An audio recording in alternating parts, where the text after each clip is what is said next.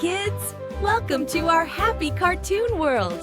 Today, let's enjoy a fun and magical story together! ఇద్దరు స్నేహితులు మరియు ఎలుగుబంటి. ఒకసారి ఇద్దరు స్నేహితులు అడవిలో నడుచుకుంటూ వెళ్తున్నారు. ఎలాంటి పరిస్థితిలోనైనా కలిసి ఉండాలని వారు ఒకరికొకరు మాట ఇచ్చుకున్నారు. అలా నడుస్తుండగా అకస్మాత్తుగా ఒక పెద్ద ఎలుగుబంటి కనిపించింది. దాన్ని చూసి ఇద్దరు స్నేహితులు చాలా భయపడ్డారు. ఒక స్నేహితుడు వెంటనే ఒక పొడవైన చెట్టెక్కాడు. ఇంకొక స్నేహితుడికి చెట్టెక్కడం రాలేదు. అప్పుడతనికి ఒక తెలివైన ఆలోచన వచ్చింది.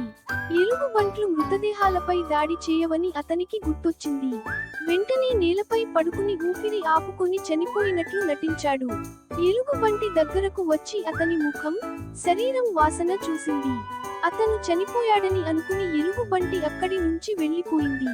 ఎలుగుబంటి వెళ్లిన తర్వాత చెట్టెక్కిన స్నేహితుడు కిందికి దిగాడు. అతను ఎలుగుబంటి నీ చెవిలో ఏమన్నది అని అడిగాడు.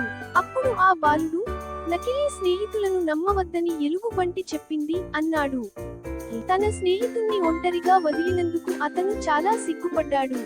నీతి: నిజమైన స్నేహితుడు ప్రమాదంలో ఎప్పుడూ మిమ్మల్ని వదిలిపెట్టడు.